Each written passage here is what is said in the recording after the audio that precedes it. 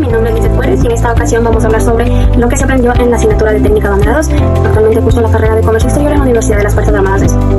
Empecemos con saber qué es comercio internacional. Pues comercio internacional, en pocas palabras, una definición sencilla, es el intercambio de bienes y servicios entre dos países. ¿Qué es una mercancía? Empecemos con la definición. Una mercancía es un objeto tangible, transportable y puede ser objeto o no de comercio. Las mercancías de la misma clase, pues básicamente son las que pertenecen a una misma categoría general y estas pueden diferir en ciertas características, como por ejemplo, los electrodomésticos, todos son de una misma categoría general, pero esos pueden ser, por ejemplo, una batidora, una refrigeradora o entre otro electrodoméstico. Luego las mercancías similares son productos que aunque no son idénticos, pues cumplen con la misma función y composiciones similares, como por ejemplo dos televisores de marcas diferentes. También una mercancía idéntica, pues estas son las mercancías que son fabricadas en un mismo país por un mismo productor y tienen las mismas características, como por ejemplo dos celulares de una misma marca.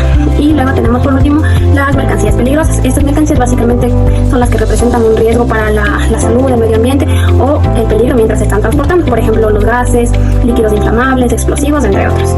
Ahora vamos a ver qué es un arancel. Empecemos con un arancel de aduanas, el cual es un documento que expide el gobierno en el cual consta la nómina de productos que son de posible comercio internacional. Ahora vamos con la definición de arancel. Bueno, básicamente un arancel es un impuesto que grava a las importaciones, es decir, a los productos que ingresan desde el exterior.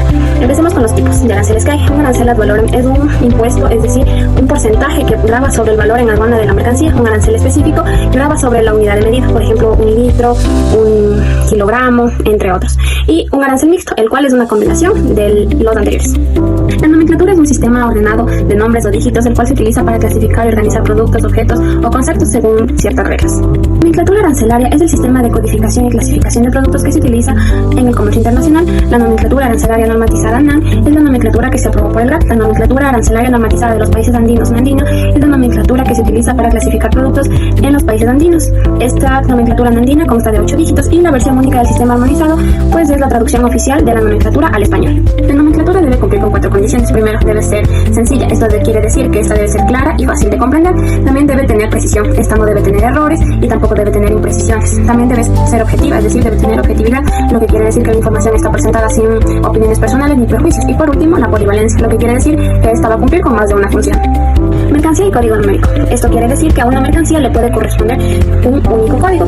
Y empecemos con los componentes de la nomenclatura arancelaria. Empecemos con el código numérico. Actualmente en Ecuador, el código numérico que se le asigna a una mercancía consta de 10 dígitos, pero a nivel de Andina o a nivel de los países de la comunidad andina acá, el código consta de 8 dígitos. El texto de la partida pues básicamente abarca la categoría o las descripciones de las mercancías que entran en una partida o en un código numérico.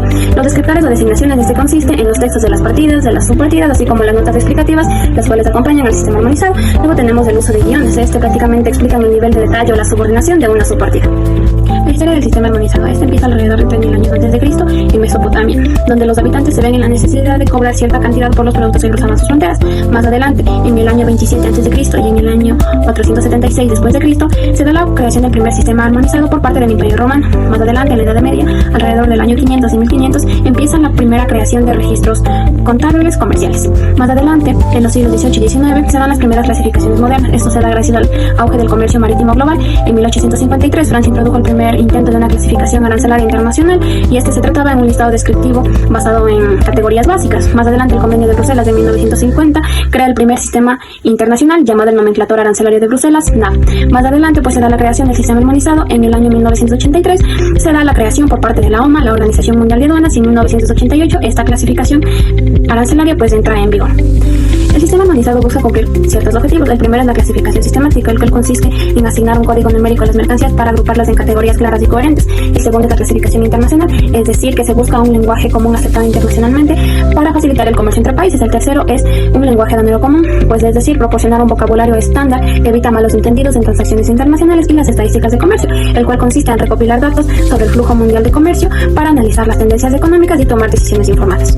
La estructura del sistema armonizado. Esta consiste primero en secciones.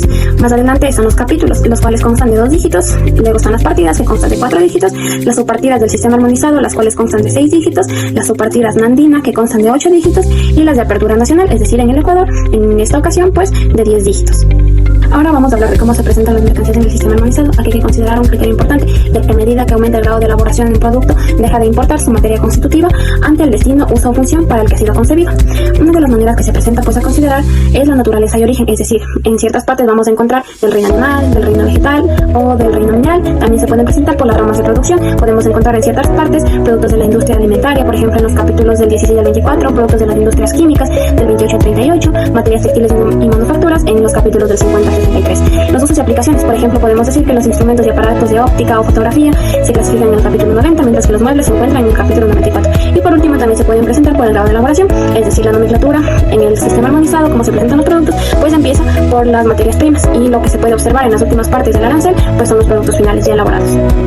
Los criterios que debemos tomar en cuenta para la clasificación son tres. Empezamos con la materia constitutiva o composición. Se refiere a los materiales de los que se ha hecho un producto. Esto quiere decir que la nomenclatura muchas veces depende de lo que está hecho un producto, es decir, de su materia constitutiva. La transformación, pues como se explicó anteriormente, en la nomenclatura los objetos están clasificados desde la materia prima hasta el producto más elaborado. Entonces, mientras más elaborado es un producto, su posición en el arancel pues es más alta, va avanzando. Y la relevancia comercial, la forma en que se presenta un producto, por ejemplo, se presenta en un surtido, se presenta desmontado, pues eso también puede influir en su clasificación arancelaria. Ahora bien, vamos a hablar de las notas legales. Estas se encuentran al principio de cada sección en el arancel y se pueden evidenciar diferentes tipos. Empecemos con las definitorias. Estas definen el alcance, contenido y limitaciones de cada sección, capítulo, partida o subpartida. Las ilustrativas es una lista no exhaustiva de mercancías determinadas en una partida o subpartida. Las restrictivas te dice claramente qué productos entran en una partida o subpartida. Las excluyentes de una lista de mercancías que deben ser incluidas en una sección, capítulo, partida o subpartida. Las influyentes tienen como objetivo especificar o detallar qué productos o mercancías están dentro de una partida o subpartida en particular. Las clasificatorias pues te precisan la norma cuando una mercancía puede entrar en dos o más categorías, indicándote dónde debe clasificarse. Y por último las mixtas, las cuales es una combinación de dos o más de las notas explicadas anteriormente. Ahora vamos a hablar de las reglas generales interpretativas, las cuales primero vamos a aplicarlas para encontrar una partida. Empecemos con la regla general interpretativa 1, la cual dice pues básicamente que primero debemos conocer e identificar bien el producto y buscar la partida que lo describa de mejor manera. Más adelante tenemos la regla general interpretativa 2A, la cual es para artículos incompletos o sin terminar todavía. Y esta regla dice básicamente pues que debemos clasificar el producto como si ya estuviera completo o terminado, siempre y cuando esto todavía tenga su carácter esencial. Luego tenemos la regla general interpretativa 2B, la cual dice que una materia prima se clasifica en la partida que le corresponda a ese material, incluso si está mezclada con otros materiales. Más adelante tenemos la regla general interpretativa 3, pues esta se aplica básicamente cuando un producto puede clasificarse en dos o más partidas. La regla general interpretativa 3A dice que las partidas más específicas tienen prevalencia o sobresalen sobre las partidas genéricas. Esto quiere decir que las partidas que describan mejor al producto pues es las que tendrán prioridad. Más adelante tenemos la regla general interpretativa 3B. Esta aplica para los productos mezclados o compuestos que se clasifican según el material o artículo que les dé su carácter esencial. Más adelante tenemos la regla general interpretativa C, y esta dice que si la regla 3A y 3B no funcionan, pues se clasifica en la última partida por orden numérico entre las susceptibles a tenerse en cuenta. Más adelante tenemos la regla general interpretativa 4, pues esto nos dice que los artículos que no pueden clasificarse aplicando las reglas anteriores se clasificarán según el artículo más similar. Luego tenemos las reglas generales interpretativas de la 5A y la 5B. Estas abarcan lo que son los estuches y los continentes. La 5A habla de los estuches, que por lo general se presentan con cámaras fotográficas, con instrumentos musicales, y pues esta regla dice básicamente que los estuches se clasificarán junto con el producto cuando son comercializados. Y la 5B pues habla de los envases que contienen las mercancías, si son del tipo normalmente utilizados para comercializarse. Por ejemplo, una botella de vino pues se clasificará con el vino como tal. Y luego tenemos la regla general interpretativa 6, pues esta básicamente nos dice que para clasificar una mercancía a nivel de su partida tenemos que clasificar utilizando las reglas que identificamos anteriormente, pero a nivel de su partida, género de partida. Para ampliar un poco más el entendimiento sobre la regla general interpretativa 6, debemos guiarnos sobre los guiones que se pueden ver en pantalla. Pues una vez que encontramos una partida específica o la partida que se ajusta mejor al producto que vamos a clasificar, pues debemos guiarnos por los guiones. El guión que se presenta, o sea, solo un guión pequeño, pues estos son los guiones de primer nivel. Entonces debemos buscar entre los guiones de primer nivel, buscar el que más se ajusta. Una vez que encontramos ese, pues vamos a ir descartando entre los guiones de segundo nivel y hasta llegar al guión que escojamos entre los guiones de tercer nivel. El guión que más ajuste su descripción a nuestro producto, pues es el guión que le asignará su clasificación arancelaria. Y pues para terminar, pues vamos a recordar que es clasificar. Clasificar es encontrar una categoría correcta en una lista gigante, en una lista grande de categorías de productos.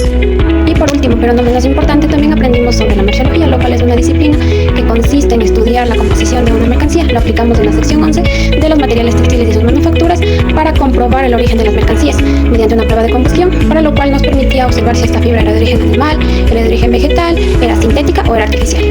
Y bueno, eso ha sido todo de lo que se vio en la asignatura, o de una manera resumida, en técnica bandera 2 durante este lapso de tiempo.